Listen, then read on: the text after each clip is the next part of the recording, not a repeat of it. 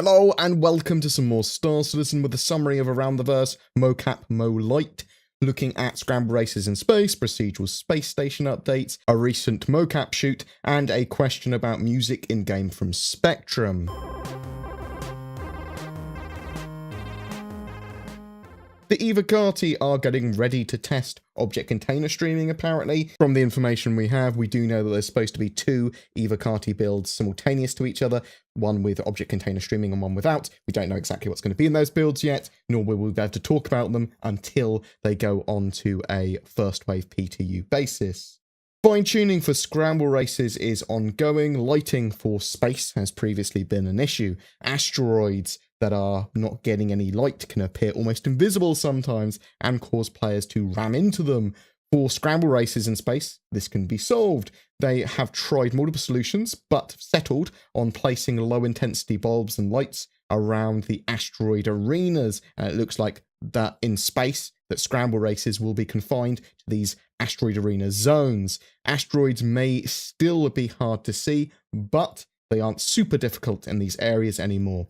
And they are looking at building cube maps on the fly and global illumination stuff as well for general lighting in space for like dark areas. The idea is they want a small amount of light everywhere and then more specific lighting for certain areas. They don't really want an area to be pitch black if possible. Base stations that we're getting in 3.3 are evolving. So the rest stops, they're procedurally generated and they can now be done various sort of like shapes externally and internally with different liveries and color schemes as well now. Lots and lots of the pieces are coming together and they can get lots and lots of different variety for them. They've been testing fully docking inside one of these rest stop hangars as well. So on each of these space stations, there are large hangars for ships to dock in, and they've been docking starfarers inside. So those internal hangars are massive.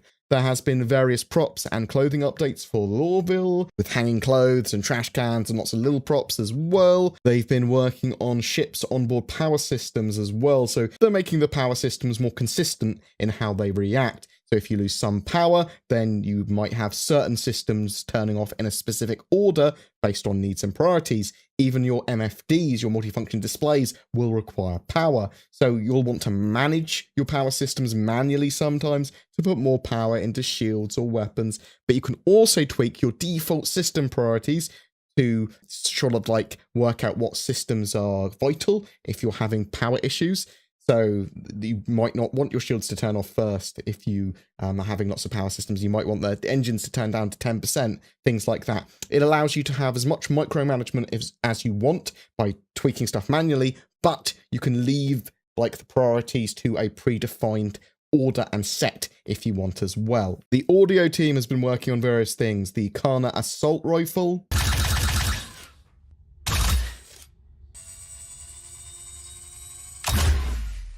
footstep, weight distribution. Each foot has its own audio identity, as well as crouching, smaller steps, kind of like a quieter as well now.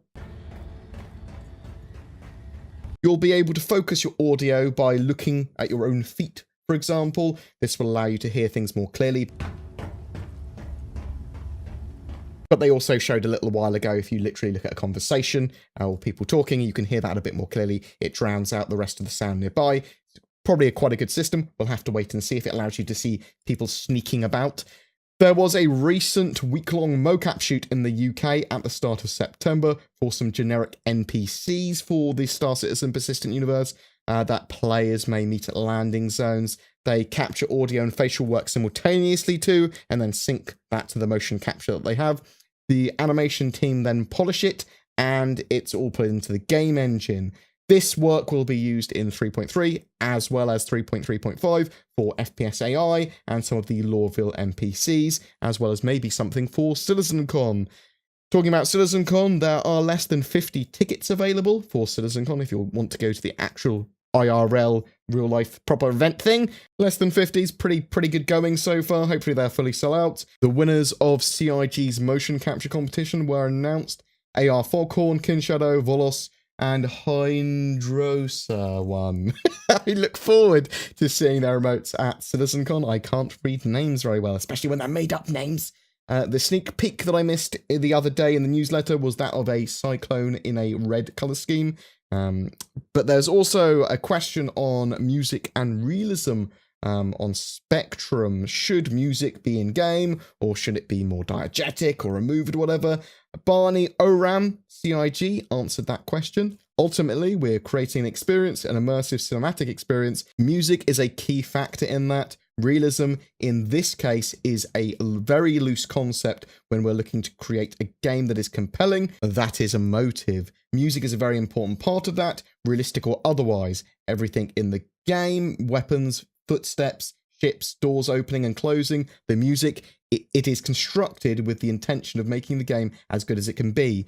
When we need to make a new sound for a weapon, for example, do we record any old gun and then just throw the recording into the game? No, we spend many hours thinking and creating, taking sounds from different places, different sources, combining them together, crafting something that is bigger than the sum of its parts, and something that creates a feeling in the player. We deliberate over these sounds, we put time and effort and hard work into making them perfect for the game, perfect for the player, perfect for the experience. The same goes for music. Pedro lovingly creates music, that's Pedro Camacho I'm assuming he's talking about, that is intended to convey meaning and emotion to the player. It is informational, it is important. Of course, we'll be continuing to add more music to the game. It is part of the core experience. We understand and appreciate that not everyone will want music, and that's totally fine. We do include an option for the music to be turned down or turned off during gameplay. This will neither be enforced nor the option removed at any time in the future.